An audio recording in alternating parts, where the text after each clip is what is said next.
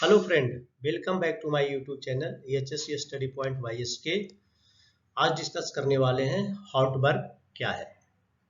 तो जल्दी जल्दी देख लेते हैं। Hot work where mostly naked flame are used, जैसे कि एलपीजी, प्रोपेन, ब्यूटेन। एलपीजी में क्या होता है, प्रोपेन और ब्यूटेन का मिक्सचर होता है। एंड एसिटिलीन, जो कि साइड पे यूज करते हैं गैस कटिंग के साथ। नेक्स्ट है where an ignition source will be created, जहाँ पे है जो इग्निशन सोर्स क्रिएट होता है, जैसे कि बिल्डिंग करते हैं उसमें भी होता है इग्निशन सोर्स, ग्राइंडिंग करते हैं उसमें भी होता है, कटिंग ऑपरेशन करते हैं उसमें भी होता है। And work that require PTW if the work in hazardous area, hazardous area में काम कर रहे हैं तो वहाँ पीटीडब्ल्यू लेना है।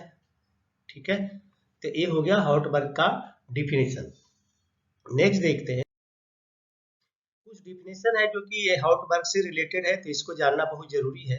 हॉट वर्क क्या होता है, work which generate heat, flame और sparks, that is welding, cutting, brazing, grinding. Welder कौन होता है, operator who involve in welding activity, जो वेल्डिंग एक्टिविटी में इन्वॉल्व होता है, जो वेल्डिंग करता है वो वेल्डर है।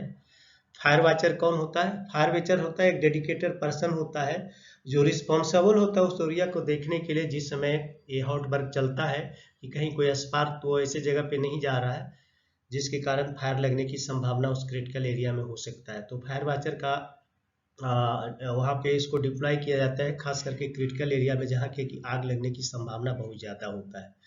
अब गैस कटिंग का अगर डिफिनेशन पूछेगा तो गैस कटिंग क्या है, when acetylene is burn with oxygen. तो क्या करते हैं, एसिटिलीन को ऑक्सीजन के साथ, जब ऑक्सीजन ज़्यादा मात्रा में आप देते हो तो फ्लेम अच्छा देता है एट ए हाई टेम्परेचर, और वो फ्लेम है जो उस समय कम, उसके हीट कितने तक पहुंच जाते हैं, अप टू 3500 डिग्री तक पहुंच जाते हैं।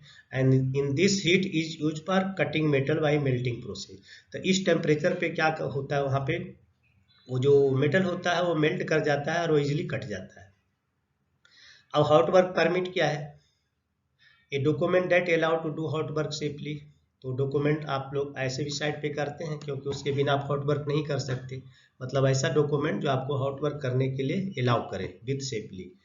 एंड इलेक्ट्रिकल आर्क वेल्डिंग, तो इलेक्ट्रिकल आर्क आपने देखा ही होगा, साइड पे अगर आप जाते होंगे तो the arc is generated between electrode and the work piece. The arc कहाँ जनरेट किया जाता है, जो हमारा इलेक्ट्रोड होता है जिससे बिल्डिंग करते हैं वो, एंड जो वर्क पीस होता है जिसपे बिल्डिंग करना होता है, तो इसके भी आर्क होता है, जनरेट होता है।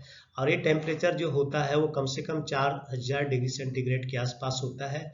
और इस डिग्री पे क्या होता है, टेम्परेचर का वर्क पीस जो होता है वो मेल्ट हो जाए, पर्टिकुलर लोकेशन जहाँ पे करना होता है वो मेल्ट हो जाता है और उसके बाद फिर टुगेदर एक दूसरे के साथ मिक्स हो जाता है। तो ये हो गया इलेक्ट्रिकल आर्क वेल्डिंग। नेक्स्ट देखते हैं, नेक्स्ट क्या है, डिफिनेशन कुछ और भी है, फ्लेमेबल एरिया या क्रिटिकल फ्लेमेबल एरिया क्या है। तो इसको देखते हैं, where a potential source of combustible material is always present, जहाँ पे कि कंबस्टेबल मटेरियल का सोर्स हमेशा मौजूद है, मीन्स वहाँ पे there is a chances of leakage, अगर प्रोसेस प्लांट है तो उस केस में इसे हम लोग फ्लेमेबल एरिया या क्रिटिकल फ्लेमेबल एरिया बोलेंगे। अब फ्लेमेबल लिक्विड क्या है, जिसकी फ्लैश पॉइंट है जो लेस देन 90 डिग्री सेंटीग्रेड हो, means any liquid of hydrocarbon और मिक्सचर ऑफ हाइड्रोकार्बन, जो कि डिफाइन किया गया, डिफाइन इन material data sheet, material data sheet में उसको डिफाइन किया गया है। And using for such material in plant, और वो मटेरियल प्लांट में यूज हो रहा है तो फ्लेमेबल लिक्विड के कैटेगरी में आएगा, flash point less than 90 degree. अब extremely and very high flammable को रेंज में अगर देखेंगे तो इसका जो फ्लैश पॉइंट होगा वो लेस देन या equal to 23 degree centigrade, and boiling point जो होगा less than 35 degree centigrade. Highly flammable में अगर जाएंगे तो इसका flash point greater than 23 degree centigrade से लेकर के लेस देन 60 डिग्री सेंटीग्रेड होगा। एंड फ्लेमेबल जो होगा उसका flash point less than 60 degree centigrade से लेकर के ग्रेटर देन 60 डिग्री सेंटीग्रेड से लेके लेस देन 90 डिग्री सेंटीग्रेड होगा। उसमें एक और डिफिनेशन आता है हॉट वर्क में, डिजिग्नेटेड एरिया क्या होता है। ये पिक्चर में देख पा रहे हैं, डिजिग्नेटेड एरिया है और ये काफी क्लीन दिख रहा है। यहाँ पे देखिए काम करते हुए नजर आ रहा है आदमी, अगल बगल कुछ भी नहीं है। Means a permanent location approved for routine hot work, एक लोकेशन है जो परमानेंट अप्रूव किया हुआ रूटीन वर्क के लिए, and it may save by removal all possible source. आप यहाँ पे देख रहे हैं कोई भी कंबस्टेबल सोर्स नहीं दिख रहा है, तो यहाँ पे आग लगने की संभावना नहीं होती है। तो हॉट वर्क में खास करके हमें इस तरह का ही एरिया चाहिए जहाँ की पर्टिकुलर कोई अलग टाइप का मटेरियल नहीं हो जिसमें आग लग जाए। नेक्स्ट देखते हैं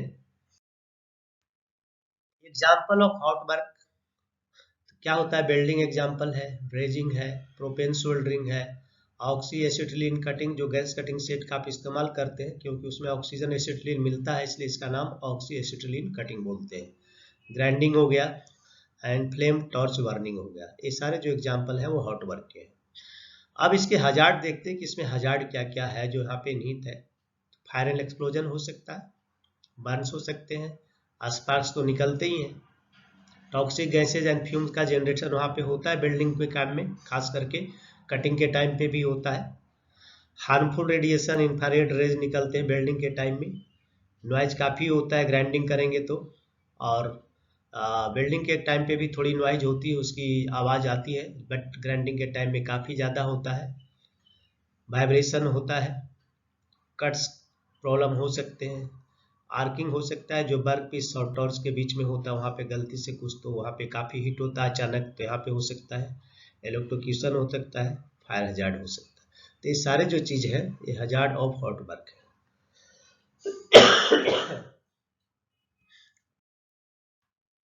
आप यहाँ पे देखेंगे कि फायर हजार्ड किन किन केसों में होता है, तो यहाँ पे कुछ मैंने यहाँ पे लिखा है उसको हम एक एक देखते हैं।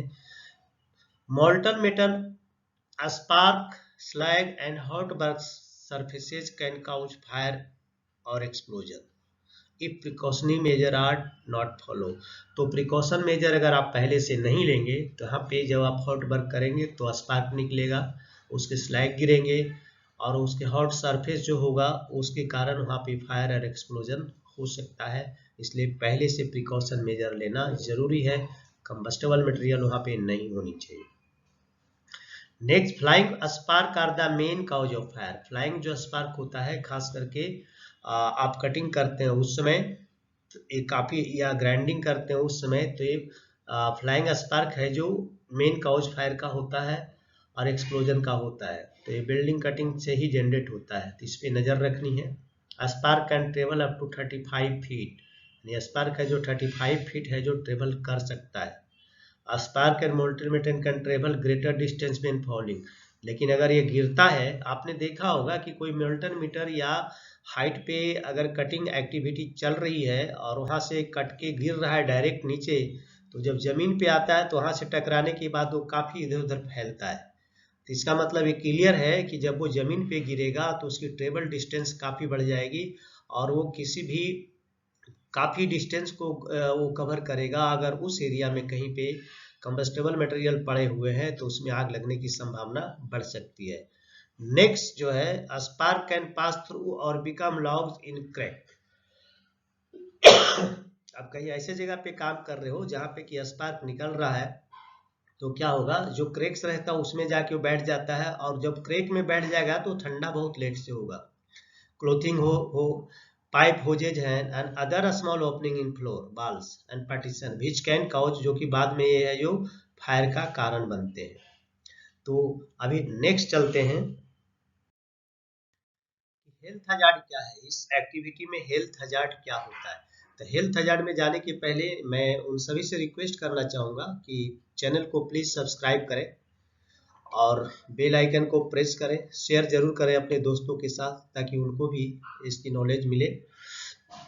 हेल्थ हजार्ड में मेन क्या क्या होता है, यहाँ पे हॉट वर्क में बर्न हो सकता है, स्पार्क के कारण भी प्रॉब्लम हो सकते हैं, इलेक्ट्रिकल शॉक उसको लग सकता है, अल्ट्रा वायलेट रेडिएशन का सामना करना पड़ता है खास करके वेल्डर को, इनहेलेशन ऑफ वेल्डिंग फ्यूम्स उसको लेना पड़ता है। ये गैस कटर को के साथ भी प्रॉब्लम है, ग्राइंडर के साथ भी प्रॉब्लम है और साथ साथ वेल्डर के साथ भी है।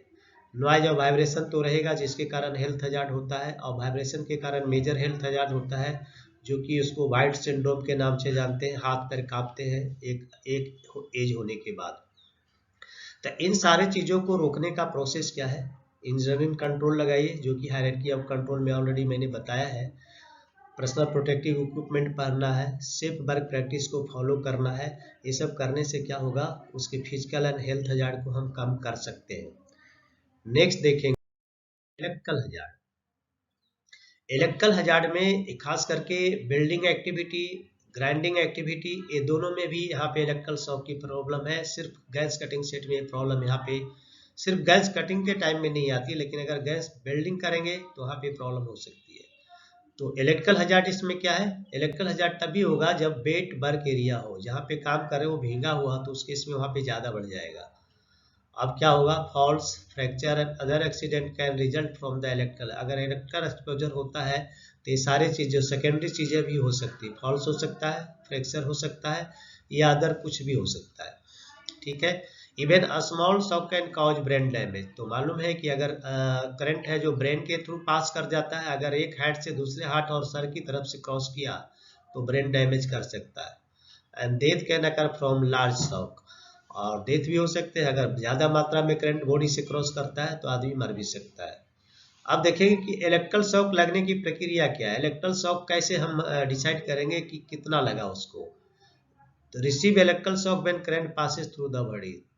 तो इलेक्ट्रिकल शॉक तभी लगता है जब करंट हमारे बॉडी से पास करता है। अब इसकी सिविरिटी कितनी होगी डिपेंड 3 पॉइंट पे करता है। सिविरिटी ऑफ द शॉक जो है वो 3 पॉइंट पे डिपेंड करता है। Path of the current through the body है, जो मतलब path of the current through the body, body के थ्रू है जो करंट पास होना चाहिए, यानी करंट ने अपना पथ है जो बॉडी को बना लिया है। तो अमाउंट ऑफ करंट, कितने अमाउंट का करंट है जो बॉडी में क्रॉस किया, and length of the time, कितने समय तक हमारे बॉडी को उसने सर्किट बना के रखा। ये 3 चीजें हैं जो मेन है, जिसके कारण सेवरिटी डिसाइड होती है कि शॉक कितना लगा है। ओके गाइज, तो वंस अगेन रिक्वेस्ट करना चाहेंगे, सब्सक्राइब जरूर करें और दोस्तों में शेयर जरूर करें। Okay, thank you.